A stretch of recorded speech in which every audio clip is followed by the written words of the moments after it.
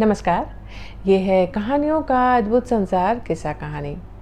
किस्सा कहानी में मैं भारती कुमारी एक बार फिर से हाजिर हूँ आप सबके सामने लेकर विक्रम बेताल की कथाएं। जैसा कि आप सब पिछले 2 एपिसोड में सुन चुके हैं, मैं विक्रम बेताल की कहानियाँ सुना रही हूँ। विक्रम बेताल की कहानियाँ हमारे संस्कृति में, हमारे समाज में बहुत ही लोकप्रिय कहानी है। हम सब परिचित हैं प्राय विक्रम बेताल के नाम से। क्या बेताल समझते हो अपने आप को? वो तो बेताल की तरह करता था।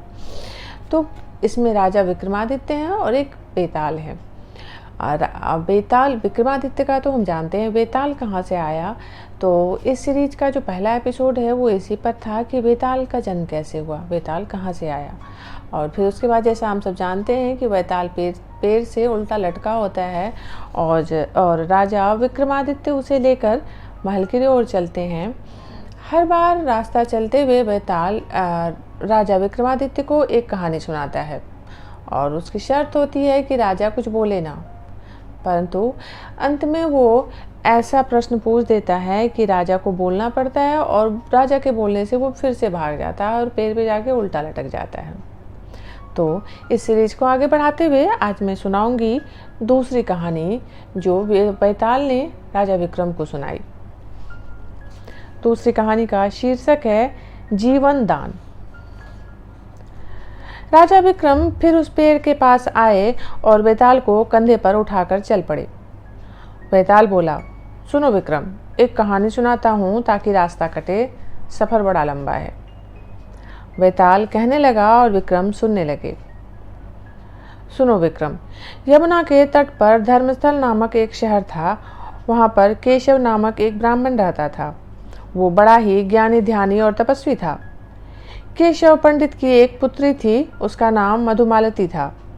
मधुमालती अत्यंत रूपवान थी। जब मधुमालती विवाह के लायक हो गई तो उसके माता पिता और भाई उसके लिए विवाह के लिए चिंतित हो गए। सब उसके लिए योग्य वर की तलाश में लग गए। एक दिन केशव पंडित एक यजमान के यहाँ गया। वहाँ पर ब्राह्मण का एक अत्यंत रूपवान और गुणवान युवक बैठा था। केशव यजमान से उसका परिचय पाकर खुश हो गया। लड़के के पिता से मिलने गया और अपनी पुत्री का विवाह उस युवक से करने की इच्छा प्रकट की। लड़के का पिता भी सहमत हो गया। लड़के का पिता बोला, ठीक है पंडित जी, आपका ये रिश्ता स्वीकार है। आप जैसे गुणी खानदान की लड़की पाकर मुझे प्रसन्नता होगी। केशव लड़की का रिश्ता पर पक्का करके आ गया। उसने अपनी पत्नी को बताना चाहा, पर उसके कुछ कहने से पहले ही वो बोली, हमारी मधुमालती का भाग्य प्रबल है।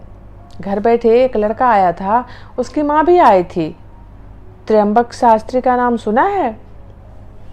त्र्यंबक शास्त्री का नाम सुनकर केशव पंडित होठ काटने लगा।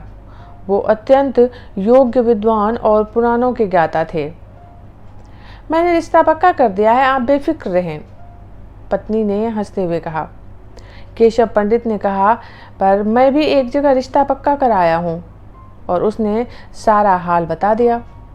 ये सुनकर पत्नी खामोश हो गई। उसी समय भाई ने आकर खुशखबरी दी, एक अत्यंत गुणी लड़के को वो अपनी बहन देना स्वीकार कर आया है। तब उसके इस कथन पर माता पिता उसका मुंह ताकते रह गए। इस संबंध में वो तीनों एकमत होकर कोई निर्णय ना कर पाए। इस कारण हे राजा विक्रम, ब्राह्मण केशव के यहाँ वो तीनों युवक आ गए और मधुमालती के साथ विवाह करने का दावा करने लगे। उसकी खूबसूरती और गुणों को देखकर कोई भी पीछे हटने को तैयार ना था। बेचारा ब्राह्मण केशव बड़े धर्म संकट में पड़ गया।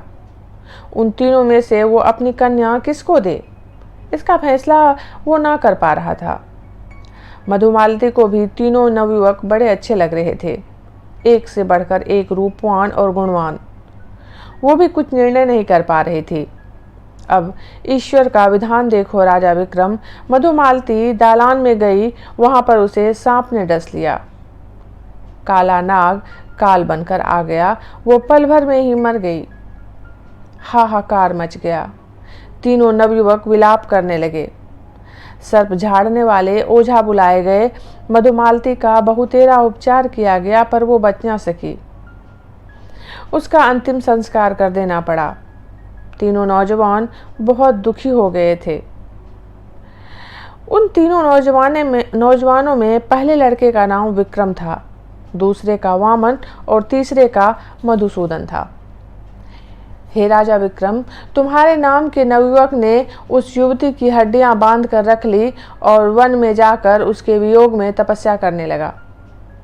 दूसरे ने, जिसका नाम वामन था, उसकी राख समेटकर एक झोपड़ी में रहने लगा और रात दिन उसके लिए आंसू बहाने लगा। तीसरा, जिसका नाम मधुसूदन था, साधु बनकर देश देश घूमने लगा। मधुसूदन साधु वेश में एक राज्य में आया। वह एक तांत्रिक के घर ठहर गया। तांत्रिक रात में देर से भोजन करने आया। उसकी बीवी ने खाना परोसा तो तांत्रिक कुछ कमी पाकर गुस्से में आ गया। उसने अपने लड़के को चूल्हे में डाल दिया और लड़का मर गया। इस पर उसकी पत्नी रोने लगी। अब तांत्रिक को दया आ गई। उसने संजीवनी पोथी निकाल कर पढ़ा और जैसा उसमें बतलाया था वैसा कर राख और हड्डियां इकट्ठी कर लड़के को जिंदा कर दिया। ये चमत्कार देखकर मधुसूदन हैरान रह गया। उसने निश्चय कर लिया कि वो संजीवनी पोथी लेकर भाग जाएगा और अपनी प्रियतमा मधुमालती को वो जिंदा कर लेगा। बैताल कहानी कहता जा रहा था और राजा विक्रम सुनते जा रहे थे और इस तरह से आधा रास्ता कट गया। बैताल बोला, सुनो राजा विक्रम, मधुसूदन को अब अवसर मिल गया और वो संजीवनी पोथी लेकर भाग गया। वो अपने उन दोनों साथियों की तलाश करने लगा जिसके पास उनकी राख और हड्डियां थी। संयोग देखो कि राख वाला वामन उसे मिल गया, उसने राख दे दी। फिर विक्रम भी मिल गया, उसने हड्डियां दे दी। तब मधुसूदन ने संजीवनी पोथी निकालकर जैसा बतलाया गया था वैसा किया और मधुमालती जीवित हो गई। इस पर वो तीनों अपना अपना अधिकार जताने लगे। मधुसूदन का तर्क था, उसने संजीवनी पोथी लाकर जिंदा किया है तो मधुमालती उसकी है। वामन का कहना था कि अगर वो राख बटोर कर ना रखता तो मधुमालती कैसे जिंदा होती। और विक्रम कह रहा था कि उसने हड्डियां दी हैं, उसके कारण वो जीवित हुई। तो अब तुम बोलो राजा विक्रम, मधुमालती किसकी पत्नी हुई? विक्रम कुछ देर तक चुप रहा, फिर बोला, मधुमालती वामन की पत्नी हुई। अच्छा, वो कैसे? बैताल ने पूछा। सुनो बैताल, दुनिया में नाते रिश्ते देखने पड़ते हैं। मधुसूदन ने उसे जीवन दान दिया, इस कारण वो मधुमालती का पिता हो गया। विक्रम उसकी हड्डियां रखे था, इस कारण वो उसके बेटे की जगह पर आया। और राख रखने वाला ही पति का रिश्ता निभा सकता है, तो इस कारण मधुमालती वामन की पत्नी हुई। तभी बैताल भयानक अट्टहास कर उठा और बोला, तुम ठीक कहते हो राजा विक्रम। अट्टहास करता हुआ बैताल राजा विक्रम के कंधे से उतरकर फिर से भाग गया और उसी पेड़ पर जाकर उल्टा लटक गया। राजा विक्रमादित्य फिर दुखी हो गए। वो कुछ देर तक हाथ मलते रहे, फिर वापस लौट आए। उसी समय एक भयानक नाग फुफकार कर खड़ा हो गया। नाग को आक्रमण करते देख राजा विक्रमादित्य ने तलवार निकाल ली और उस पर वार करने ही वाला था कि नाग तत्काल एक सुंदर युवक में बदल गया और हाथ जोड़कर बोला, क्षमा करें राजन। तुम कौन हो? राजा ने पूछा। राजन, मैं इच्छाधारी सांप हूं। आपको संकट से बचाना है। आपके सिंहासन की एक पुतली मंजरी मेरी बहन है। मंजरी तुम्हारी बहन है? हाँ राजन, इस कारण आपको सावधान करना मेरा कर्तव्य है। राजन, बैताल तांत्रिक शैतान है, आप उसके फेर में ना पड़ें, आपके प्राण संकट में आ सकते हैं।